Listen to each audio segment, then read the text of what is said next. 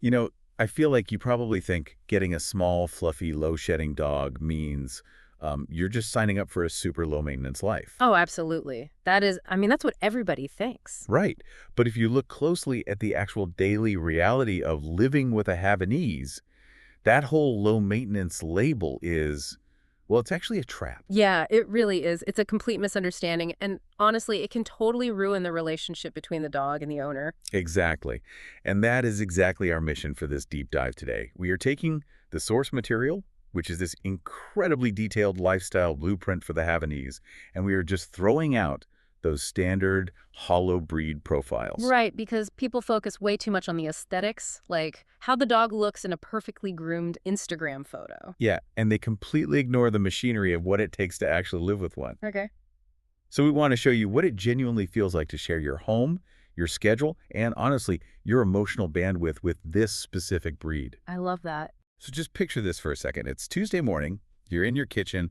There's a little Havanese stretching on the floor, kind of shaking off sleep, and then just following you to the counter. Yeah, finding that hopeful little spot right near your chair. Exactly, just watching breakfast get made. And then a little later, a leash comes out, and the dog trots straight to the door. Out on the walk, it pauses, ears perked at some random sound. It sees a neighbor, wags its entire body, comes back inside, sits for a quick brush, plays furiously with a toy, and then finally just naps near your feet. I mean, on a surface, nothing dramatic is happening in that sequence at all. No, not at all. But if you know how to read it, the entire Havanese experience is totally hidden in those mundane moments. Oh, wait, really? How so? Well, the hopeful look in the kitchen, the hyper-awareness of the noise in the hallway, the nap by your feet, all of that shows you the intense closeness, the barking potential, the grooming needs, and the emotional sensitivity, just wrapped up in one average morning. Okay, let's unpack this. I want to start with the physical space this dog occupies. Because we just pictured the dog hanging out in the kitchen and on a sofa. Right. And that leads directly to the most common living situation for this breed, which is apartments. The sources say they make excellent apartment dogs. But, I mean, I feel like people treat small dogs in apartments like decorative houseplants. Oh, that's such a good way to put it. Right, you just put them in a sunny window, maybe throw a toy down the hallway a few times and assume they're totally fine. But is indoor play ever actually enough for them? What's fascinating here is that we completely misinterpret what apartment suitability actually means. Like, yes, indoor play has value. It definitely gets their heart rate up. Sure. But it is absolutely not enough. A small space only works if the dog's life outside the apartment remains large. Okay, wait. Because if they only ever see the inside of your living room. Then the outside world becomes an incredibly overwhelming, scary place for them. Their confidence just plummets. Because they aren't interacting with the real ecosystem. But what does a large life outside actually look like for a dog with such short legs? I mean, they aren't exactly running marathons. No, they don't need marathons, but they need the mental equivalent of one. They need serious sniffing time. Just sniffing. Yeah, I mean, sniffing isn't just a quirky thing dogs do. It requires massive neurological processing power. The olfactory bulb in a dog's brain is highly complex. Oh, wow. So when you let a Havanese slowly sniff every single tree on a block, their brain is working so hard to decipher the neighborhood news that like 15 minutes of intense sniffing can actually tire them out as much as an hour of physical walking. That is wild. So the mental stimulation impacts everything else. Exactly. It impacts their digestion, their sleep quality, and, their overall emotional balance. Okay, so the physical size of the dog doesn't shrink its psychological need for exploration. That makes sense. But if they are constantly analyzing their environment and staying that alert outside, what happens when that hyper-awareness comes back indoors? I mean, an apartment isn't a vacuum. No, definitely not. You've got shared walls, elevator dings, footsteps upstairs. Are my neighbors going to hate me because this dog just barks at every single sound? Honestly, that is a huge friction point. Havanese are intensely alert. You have to remember, they were bred to be companions, but also watchdogs in the sense of alerting you to changes in their environment. Yeah, so they feel like it's their job. Yeah. And in an apartment, the architecture acts like an acoustic amplifier. The dog hears a door slam 3 floors down and feels this absolute need to report it to you. Oh, great. Plus, they also bark out of excitement or as a demand for your attention or just from plain boredom. Wait, so if I live in a thin-walled building, am I just supposed to let them bark? I mean, how do you actually manage that without turning the apartment into a constant blaring alarm system. Well, the sources highlight a critical shift in how we need to approach this. The goal is recovery, not silence. Recovery. Yes, you cannot suppress their instinct to communicate. If you yell at them to be quiet, you are just joining in on the barking, as far as they are concerned. Oh, that makes so much sense. You're just matching their chaotic energy. Precisely. You're just part of the chorus. So management means building really solid routines around the door. Like what? It means not rewarding a demand bark with your attention. When they alert to a hallway noise, you acknowledge it calmly, ask them to sit, and then reward the quiet recovery. Okay, so you teach them that they've done their job, the threat is handled, and they can stand down. Exactly. But there is another layer to the barking that is much harder to manage, and that's separation distress. Oh, let's definitely talk about that, because this seems like a massive contradiction to me. Yeah. Yeah, I mean, if this breed was engineered over centuries specifically to sit on laps and be a constant companion, asking them to be perfectly fine alone in an empty apartment feels like, I don't know, taking an app designed to run on Wi-Fi, putting your phone in airplane mode, and getting frustrated when it crashes. That is a phenomenal way to look at it. Right, because isolation is basically an error state for their genetics.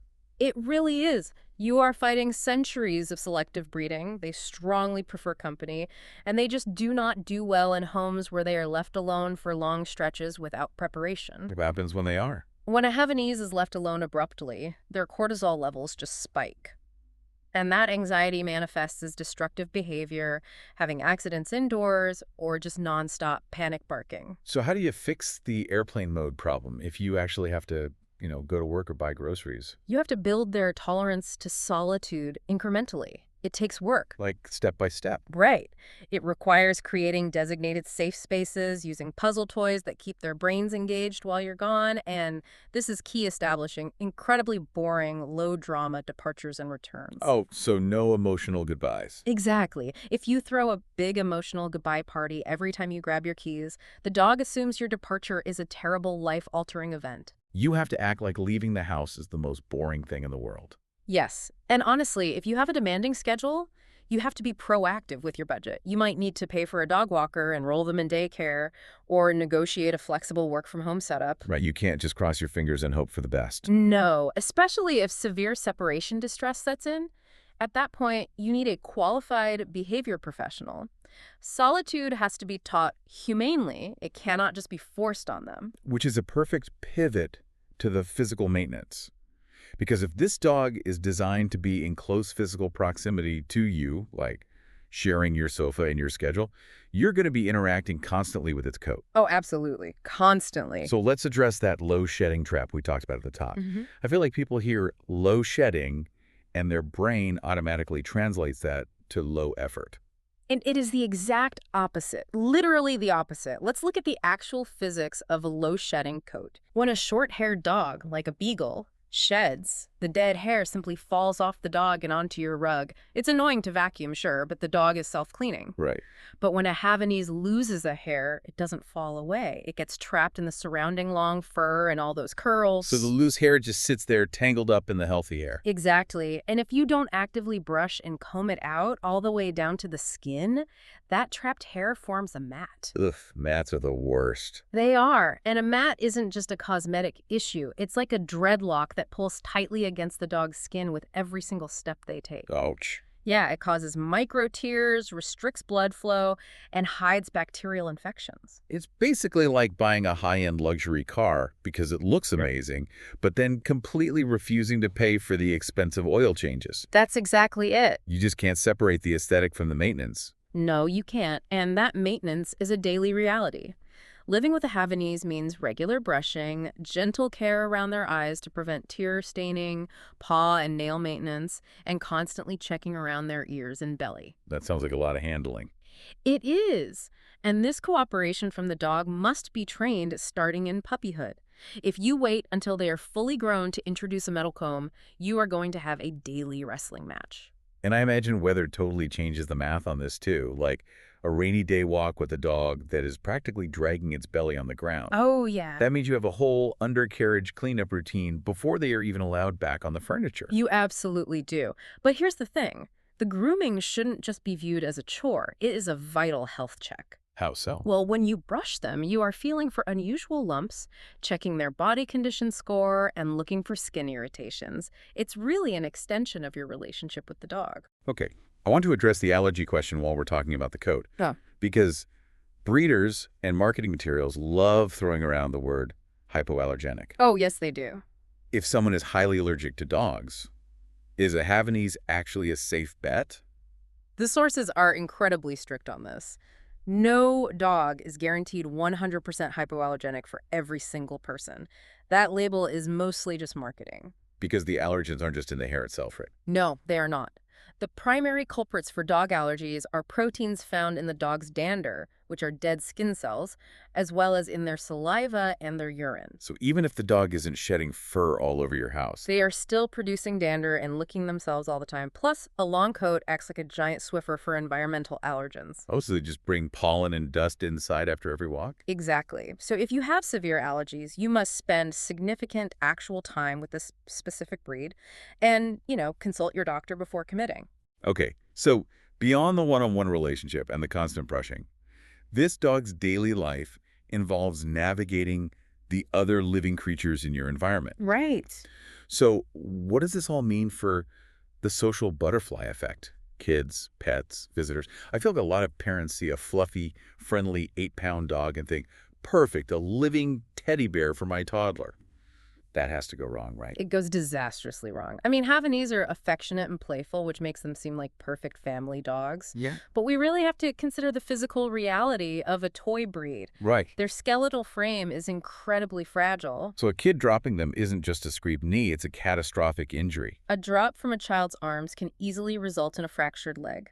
A toddler falling on them can be fatal. Oh, wow. If we connect this to the bigger picture, a Havanese is wonderful with children only when the children are strictly taught how to be wonderful with the Havanese. The respect must go in both directions. So no roughhousing.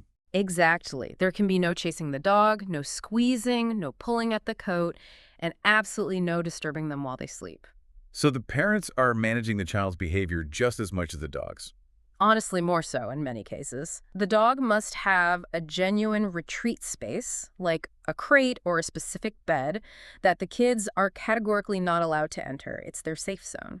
What about other pets? A lot of people already have a dog or a cat when they look into adding a Havanese. Introductions matter immensely there, again, because of that physical vulnerability. If you have a larger dog, they need strict, constant supervision. Because of the size difference. Right. The size difference means that even one playful, completely friendly paw swipe from a golden retriever can severely injure a small dog. That makes sense. The big dog doesn't mean harm, but the physics just don't work out. I assume that's why the sources mentioned that busy dog parks might not suit every Havanese. Exactly. Dog parks can be incredibly overwhelming. You have large dogs with high prey drives running at full speed.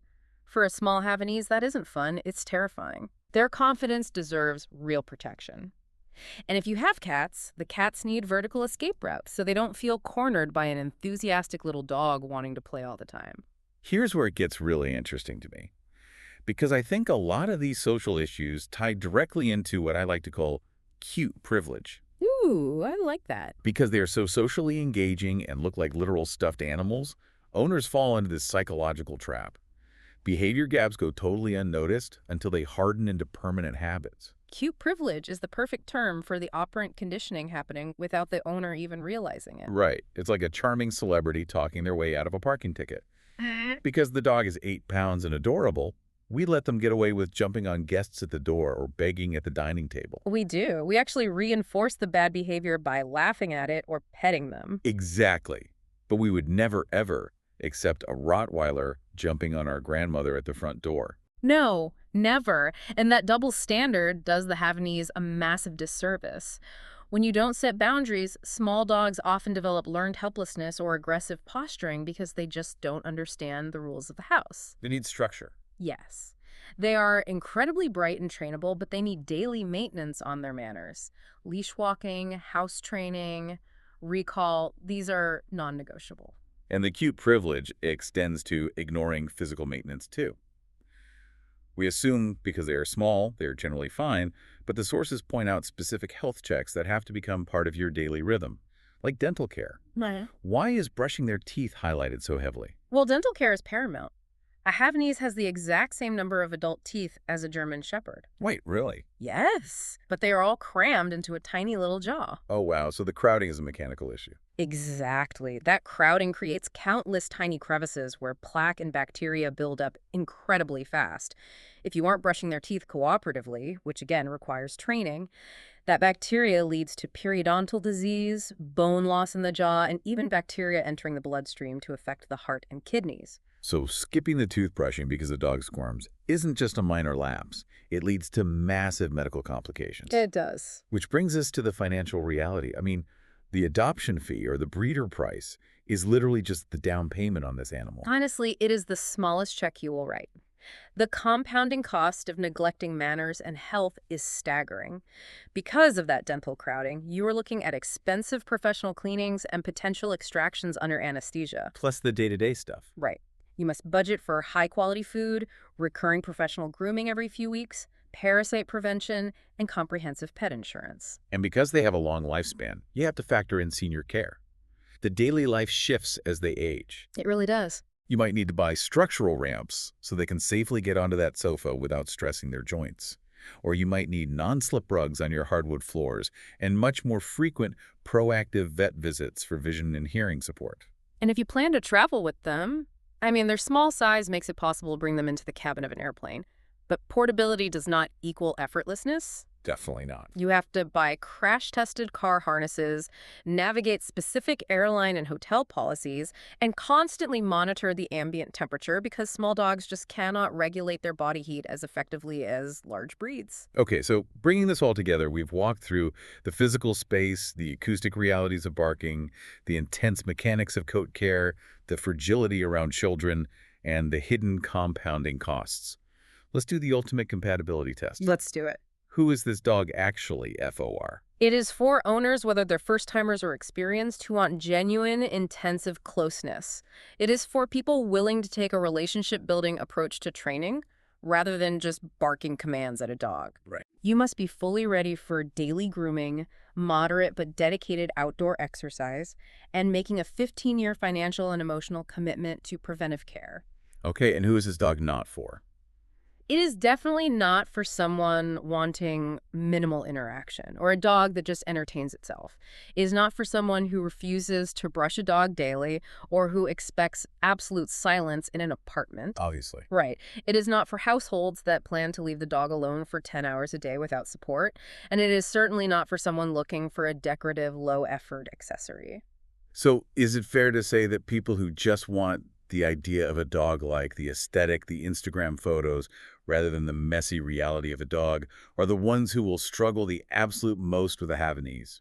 This raises an important question, and the answer is absolutely. You often hear the Havanese described as beginner-friendly. Yeah, you see that everywhere. But they are only beginner-friendly for beginners who are genuinely ready to participate in the dog's life. This is a relationship with a creature that has a complex emotional life. Yeah. It has fragile bones, teeth that rot if ignored, a coat that tangles into painful mats, and a voice that really needs guidance. Companionship isn't just something that happens to you. With a Havanese, companionship is a deliberate, active, daily verb. It comes back to the fact that they are incredibly easy to love, but they are only easy to live with when a household is totally honest with itself about the actual daily labor sitting right behind all that charm. Exactly. And, I want to leave you with a final thought to mull over. Okay. We spent all this time talking about how you have to adjust your physical space, your budget, and your daily routines to fit the biological and emotional needs of a Havanese. But consider this. When you share your life with a creature that demands this much emotional reciprocity and daily mindfulness, how might that actually rewire your own habits? Oh, that's really interesting. Does shaping a dog's life ultimately shape yours? By forcing you to get outside every single day, to be observant of small health changes, to practice patience during a grooming session? Does living with a Havanese actually make you more attentive, more grounded, and more present in your own daily routines? It brings us right back to that mundane morning we pictured at the start. You weren't just watching the dog stretch. You were sharing a quiet, deliberate morning together. It changes how you experience your own home. It really does. It's a powerful thought to end on. Just a quick reminder before we go. This deep dive is for educational purposes only. If you ever have concerns about a dog's health or behavior, please always consult your veterinarian or a qualified professional. Thanks for joining us as we unpack the true daily reality of the Havanese. Keep observing, keep learning, and we will catch you next time.